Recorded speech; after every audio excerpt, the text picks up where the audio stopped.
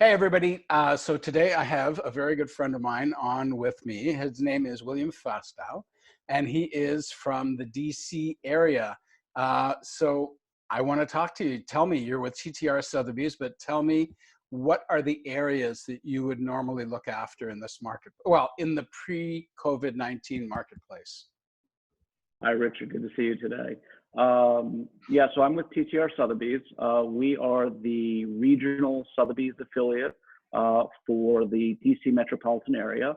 My area of expertise is Metro Washington, DC, as well as close in Montgomery County, Maryland, which is mainly Bethesda, Potomac, and close in Virginia, which is mainly Arlington and Alexandria. That's amazing. So we had a bit of a chat beforehand, and you told me you're a member of 4 boards. That's right. I started my real estate career in Boston, Massachusetts, many years ago. Yeah. I'm from DC originally, so when my wife and I got married, we came back home, and I started my career there. So I have a license in Massachusetts, which I maintain. And then, like many agents in this region, I have a license in the District of Columbia, Maryland, and Virginia. Wow. So don't say dues and organization expenses to you. You must have you must be completely shelling out. I try not to think about it. Like every agent, I just figure I just got to sell one more house and I'll be good. Exactly. So now, quick question: do you have to be insured in all those agents, in all those areas, on all those boards? You have to pay insurance for all 4 of them?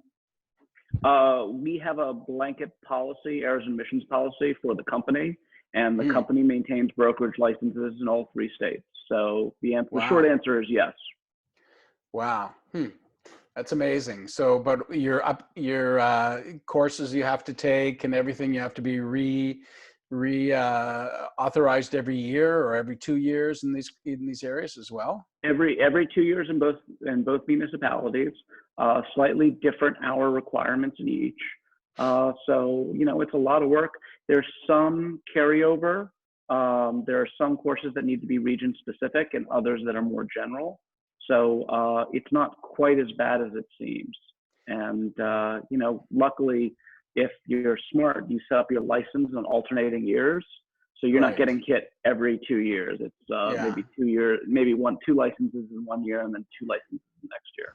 Must be challenging if there's rule differences between the MLSs. It must be a challenge at times. What's good in one may not be good in the other. Yeah, and we also have different legislative requirements, different contract requirements. To give you an example, DC and Maryland both have fairly extensive disclosures that sellers are required to complete. But Virginia is a caveat emptor state with 0 to no disclosures. Right. So it's a point of distinction. The other interesting thing is because our clients travel between the different areas so frequently, they might be coming from a market where the way real estate is practiced is different than the market they're going to.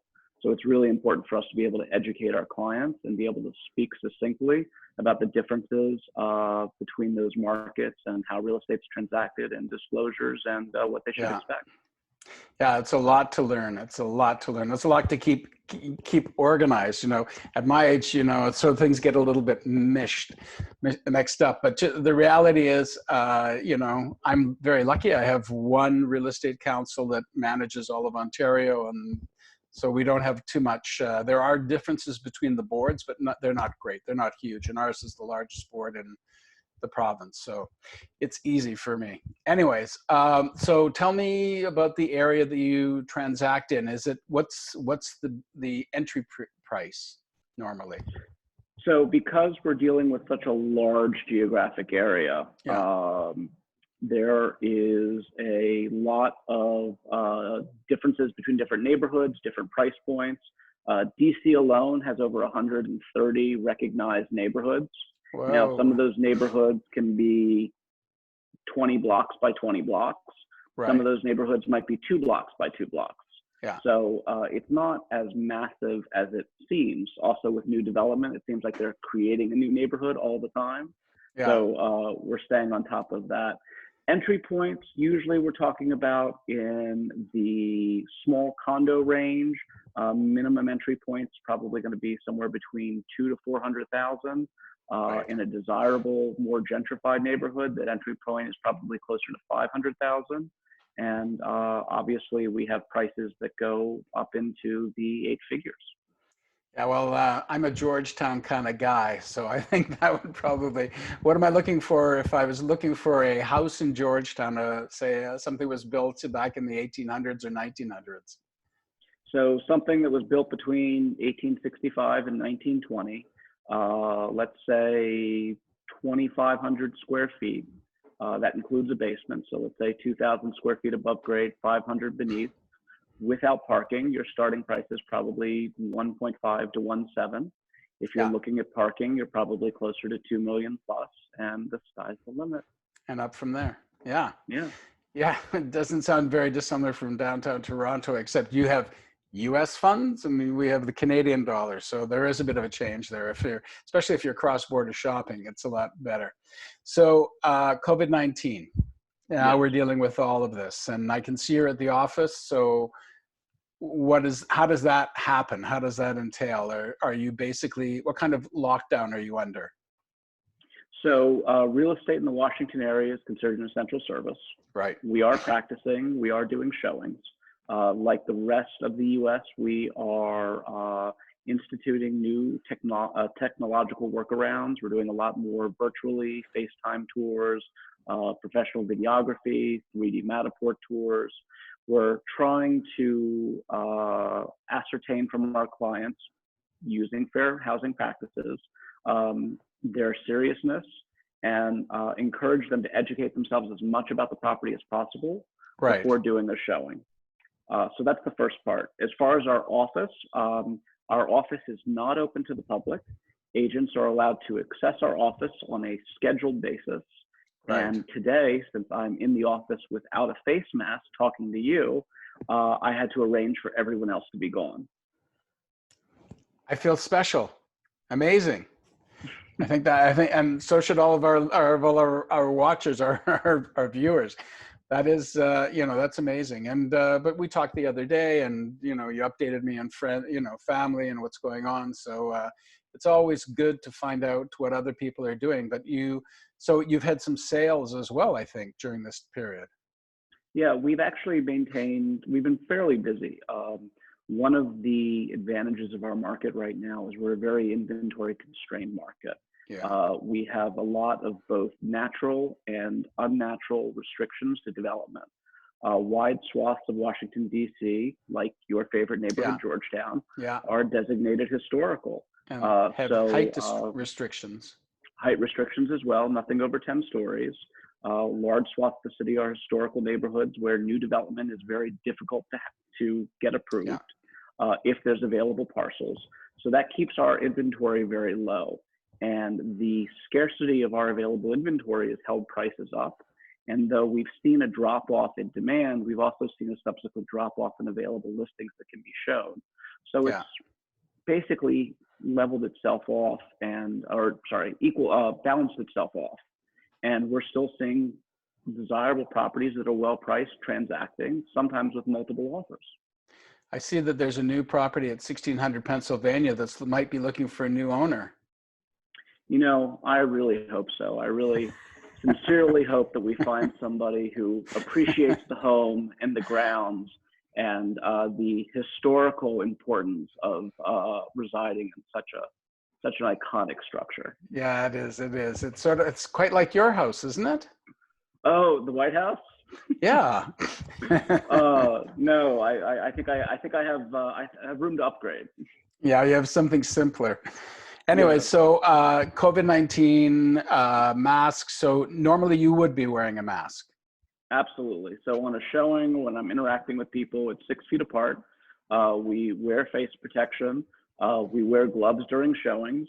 We're doing hand sanitation prior to the showing and after the showing, wiping down electric central lock boxes. And typically we're asking clients to keep their hands at their side, walk through a property with masks on. And if they would like to open something or have something manipulated for them, we ask that we do that.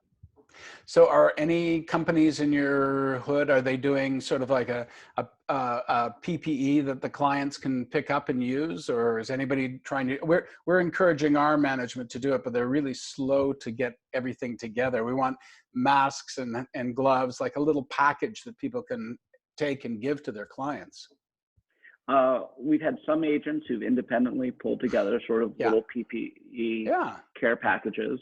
I personally have gloves, booties, and a limited supply of masks available in my car if Yeah, me someone too. shows up without them.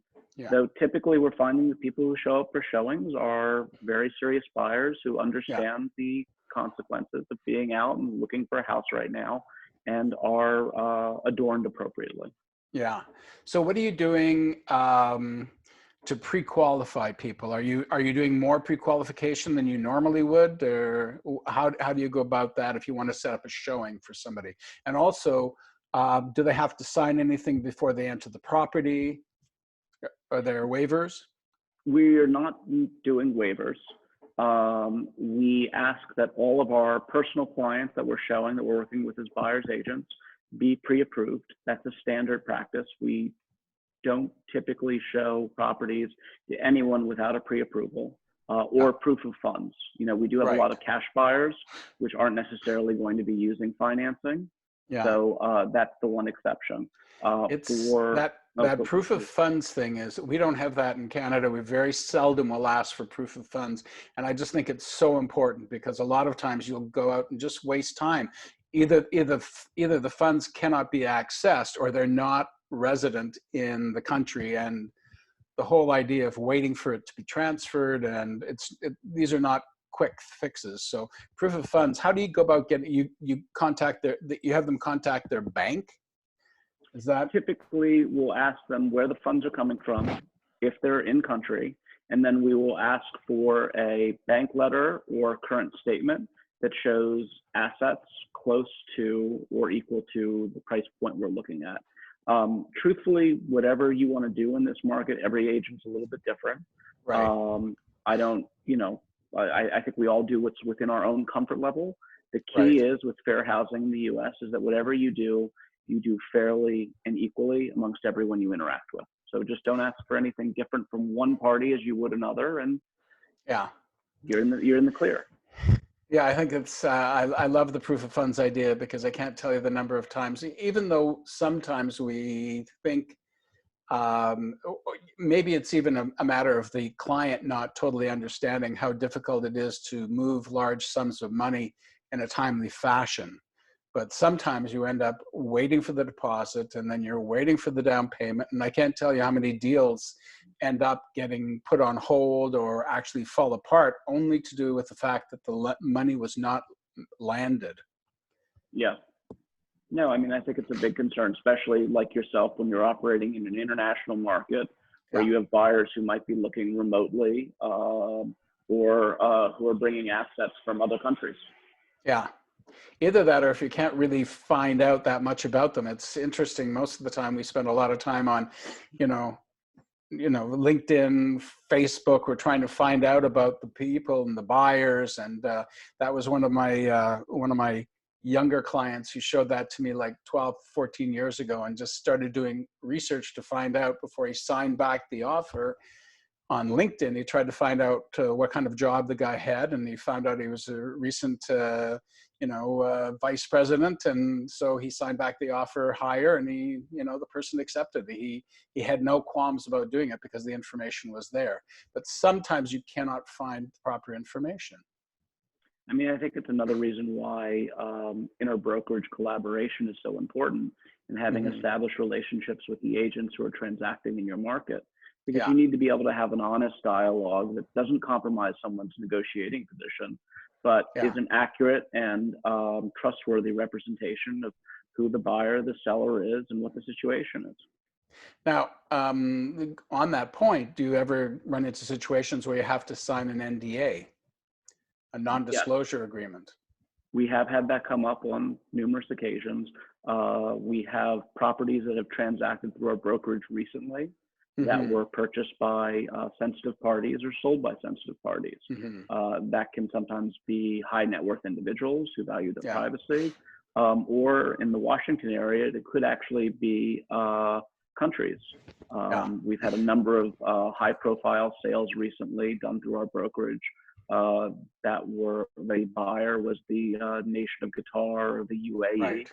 and Right. they value their privacy, and we obviously put in place protections for that Yeah. type of relationship. Yeah, it's interesting how many of the NDAs, and the agents don't, they don't disclose, but somewhere along the line it gets disclosed, and you end up sitting there going, oh my God, it can be a real problem. It can be a Yeah, I mean, real problem. the bigger thing that we find is that when the property transacts, it does go to public record. And Yeah. then if it's a high net worth individual, or if it's a country, or if it's a property of particular interest, we'll have media outreach. And it's Yeah. important to handle that outreach appropriately, to handle it professionally, not to be standoffish, because we're agents. We love to self-promote. We love the attention. But at Yeah. the same time, there's a way to do that while protecting our client's confidentiality. Yeah. It's wonderful. In the original, oh my God, the House of Cards, the original House of Cards, the British version, the man who's the center of it, he is wonderful. His response is to when he's asked by a question that he wants to answer, but he doesn't feel is appropriate. He says, "Now, I can see how you might think that, but of course I couldn't actually state anything." And what it basically means is, of course it happened. Was he a murderer? Well, I can see how you might think that, but of course I couldn't say anything. The reality is it just gives away so much. So go ahead, because if you're about to No, say I that. was just going to say, I think that the British aesthetic probably lends itself very well to real estate disclosures. Yeah, it is funny. It'll be interesting to see the next few years how Britain survives, how a lot of the countries Yeah. survive. And, they were originally going through so many changes with Brexit, but now they're even going more changes. And we've been very lucky because of the national health network that they have in Britain. We've had a lot of British doctors coming here to work because it's to do with their specialization process is longer in England than it is in Canada. Do you see an influx of? Who's basically coming to live in DC besides politicians? From outside the United States, or just in general? Just in general, and then from outside, I would assume a lot of tech people are coming. That's for sure. Yeah, we have the announcement of the new Amazon headquarters. Headquarters, yeah. In the DC region. So we are having some people associated with that. So fewer than you would think. Yeah. That's ramping up pretty slowly. We have professionals that have come here because of government contracting jobs, right, or have been assigned to the area. New opportunities. We have a lot of attorneys who come in and out of the area. We actually, I wouldn't say that this is typical. We actually did have a radiologist from the British Public Health Service who right, worked with us recently, who came to the US, and she's actually still practicing in the British Health Service. Yeah. She's just doing it remotely. And basically Yes. they send her the digital radiology files every day, and she reviews them and sends them back. And the time difference actually helps her with her business here, because it's very convenient working hours for her. Yeah, it makes it a big difference. We have every flavor here. We're a very transitory market. One of the advantages of that is we always have new people coming in. And another advantage from real estate is we always have people coming out. So we're a great feeder market for other Sotheby's affiliates. And it's one of the reasons that's so important to sort of develop those intercompany relationships. Yeah. Well, you've done a great job of it. We've had a few great evenings together and lots of laughs. Kevin, Craig, a few of us have gotten together a few times. So I just want to say again, thank you very much. I really enjoyed, as I always do, spending time with you, sharing a bottle of wine or something. And lots of good luck. Stay safe and look after that family of yours. Thank you. My only hope is that we can do it again soon. Which face to face? Yes, face to Yeah, face please. would be great. I mean, our last time, what a great dinner that was, but Oh, it was a blast. it was a And blast. It was and a lot of and fun. Kevin and Craig are such great hosts. Yeah, and actually, I think that was one of the last times I actually ate food in a restaurant. Seems You like know, when you a think of long it, it was time ago. probably within a month of mine too. I mean, Yeah, it is a little scary how normal this is starting to feel, I and know. how it's going to be a welcome relief when we get back to normal, but it's going to be a Yeah, long road. But I mean, the yeah, nice part about this job is we have the opportunity to provide a vital service to our clients and yeah. do it in a way that hopefully makes their lives a little bit easier. Yeah, no, it's very, very important. And I think there will always be a market. People will always need to sell. People will always need to buy. I'll be there for the long haul. And the best thing we can do is just let our clients know that we're there for them. And no matter what happens in the marketplace, we will be there for them. The best attitude to have. Great. Thanks again, William. I wish you all the best and lots of success. I'll talk to you soon. Thanks again, Richard. Okay, thanks.